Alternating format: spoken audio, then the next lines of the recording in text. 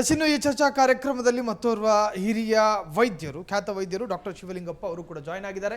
ಅವ್ರನ್ನ ಆತ್ಮೀಯವಾಗಿ ನಾನು ಕಾರ್ಯಕ್ರಮಕ್ಕೆ ಬರಮಾಡ್ಕೊಳ್ತಾ ಇದ್ದೀನಿ. ನಮಸ್ಕಾರ ಸರ್. ನಮಸ್ಕಾರ ಸರ್. ಈಗಾಗಲೇ ಸ್ಪೆಷಲಿ ಪ್ರತ್ಯೇಕವಾಗಿ ಬೆಂಗಳೂರಿನ ಕೆಲ ಪೋಷಕರು ನಮ್ಮಲ್ಲಿ ಹೇಳೋದಿದೆ ಸರ್, ನಮ್ಮ ಮಕ್ಕಳಲ್ಲಿ ರೋಗ ನಿರೋಧಕ ಶಕ್ತಿ ಕುಂದುತ್ತಾ ಇದೆ. ನಾವು ಕೇಳಿದ್ದೀವಿ ಮಕ್ಕಳಲ್ಲಿ ಇಮ್ಯುನಿಟಿ ಪವರ್ನ ಹೆಚ್ಚು ಬೂಸ್ಟ್ ಮಾಡಬೇಕು, ಅದು ಹೆಂಗೆ? ಸೊ ಇತ್ತೀಚೆಗೆ ಈ ವೈರಲ್ ಫೀವರು, ಸೊ ಈ ಎಲ್ಲದ್ರ ಬಗ್ಗೆ ಹೇಳೋದಾದ್ರೆ ಸರ್. ಓಕೆ, ಇಮ್ಯುನಿಟಿ ಬಗ್ಗೆ ಹೇಳೋದಾದರೆ ಈಗ ಇತ್ತೀಚಿನ ದಿನಗಳಲ್ಲಿ ಈಗಿನ ಜನ್ರೇಷನಲ್ಲಿ ತುಂಬ ಕಡಿಮೆ ಆಗ್ತಾ ಇದೆ. ಏಕೆ ಅಂತಂದರೆ ಈಗಿನ ಅವರ ಆಹಾರ ಪದ್ಧತಿ, ಅವ್ರ ಬೆಳವಣಿಗೆ, ಅವ್ರನ್ನ ಮೇಲ್ಚಾವಣಿ ನೋಡ್ಕೊಳ್ಳೋದು ಮತ್ತು ಅವ್ರನ್ನ ಮೇಲಕ್ಕೆ ಹೇಗೆ ತರೋದು, ಅದ್ರ ಬಗ್ಗೆ ಗೊತ್ತಿದ್ರೂ ಈಗಿನ ಇನ್ಫ್ಲೂಯೆನ್ಸಿಂದ ಬಂದು ಬೇರೆ ಬೇರೆ ಆಹಾರಗಳನ್ನ, ಅದಕ್ಕೆ ಏನು ಹೇಳ್ತೀರ, ಅದಕ್ಕೆ ಪ್ರೋಟೀನು ಮತ್ತು ಸರಿಯಾದ ವ್ಯವಸ್ಥೆ ಇಲ್ಲದಿರೋದು, ವಿಟಮಿನ್ಸ್ ಮಿನರಲ್ಸ್ ಇಲ್ಲದೆ ಇರೋದು ಆಹಾರ ಕೊಡ್ತಾರೆ. ಮತ್ತು ಜಂಕ್ ಫುಡ್ಸ್ ಅಂತ ಹೇಳ್ತೀವಿ ನಾವೀಗ. ಇತ್ತೀಚೆಗೆ ಜಂಕ್ ಫುಡ್ಸು ಹಾವಳಿ ಜಾಸ್ತಿ ಆಗಿಬಿಟ್ಟಿದೆ.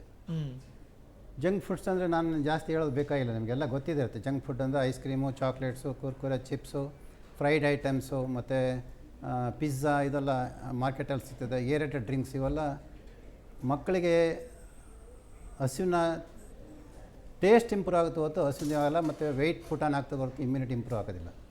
ಇದು ಮೇಯ್ನ್ ರೀಸನ್. ಎರಡನೇ ರೀಸನ್ನು, ಮಕ್ಕಳಿಗೆ ಸರಿಯಾಗಿ ಮೊಲೆ ಹಾಲು ಕೊಡೋದಿಲ್ಲ.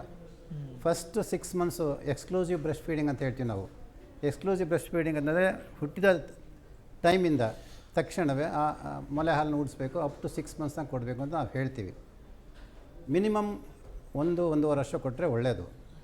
ತಾಯಿ ಸದೃಢವಾಗಿದ್ದು ಮಗು ಚೆನ್ನಾಗಿದ್ದರೆ ಅವಾಗ 1 ವರ್ಷ ಕೊಡ್ಬೋದು, ಇಲ್ಲಾಂದರೆ ಮಿನಿಮಮ್ 1 ವರ್ಷ ಕೊಡಲೇಬೇಕಾಗುತ್ತೆ. ಸೊ ಅದು ಎರಡನೇ ಕಾರಣ. ಮೂರನೇ ಕಾರಣ, ಅವರ ಆ್ಯಕ್ಟಿವಿಟೀಸು ಮತ್ತು ಫುಡ್ ಫ್ಯಾಟಿಸಮ್ ಅಂತ ಹೇಳ್ತೇವೆ, ಅದೆಲ್ಲ ಹಾಗೆ ಇಮ್ಯುನಿಟಿ ಕಡಿಮೆ ಆಗ್ತದೆ ಒಂದು. ಎರಡನೇದು, ಮಕ್ಕಳಿಗೆ ಸರಿಯಾದ ಪೋಷಕರು ಎಜುಕೇಷನ್ ಕೊಡದೇ ಇರೋದು, ಆಹಾರ ಪದ್ಧತಿಗಳ ಬಗ್ಗೆ ಹೇಳದೇ ಇರೋದು, ಅನಂತರ ಅದರ ಆಹಾರದ ಬೆಲೆಗಳು ಏನು ಹೇಗಿದೆ, ಯಾವ್ದು ತೊಗೋಬೇಕು ಯಾವ್ದು ಬೇಡ, ಸರಿಯಾದ ಟೈಮಿಗೆ ಹಣ್ಣುಗಳು ತಿನ್ನಬೇಕು, ಸರಿಯಾದ ಟೈಮಿಗೆ ಊಟ ಮಾಡಬೇಕು, ಇದೆಲ್ಲ ಮಾಡೋದಿಲ್ಲ.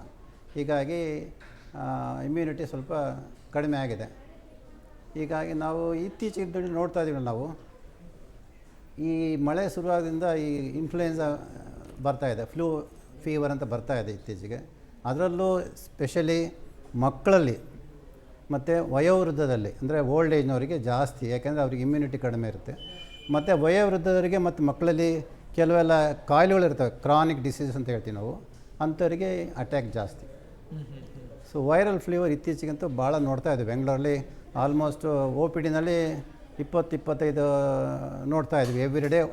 ನನ್ನ ಕ್ಲಿನಿಕಲ್ಲಿ 20-25 ನೋಡ್ತಾ ಇದ್ವಿ. ಗೌರ್ಮೆಂಟ್ ಹಾಸ್ಪಿಟಲಂತೂ ಕಂಟಿನ್ಯೂಸ್ ಫ್ಲೋ ಆಗ್ತಾ ಇದೆ. ಅದಕ್ಕೆ ಭಯಪಡೋದೇನು ಬೇಕಾಗಿಲ್ಲ, ಅದಕ್ಕೆ ಚಿಕಿತ್ಸೆ ಇದೆ. ಜನಗಳಿಗೆ ಒಂದು ವಾತಾವರಣ ನಿರ್ಮಾಣ ಮಾಡಬೇಕಷ್ಟೇ.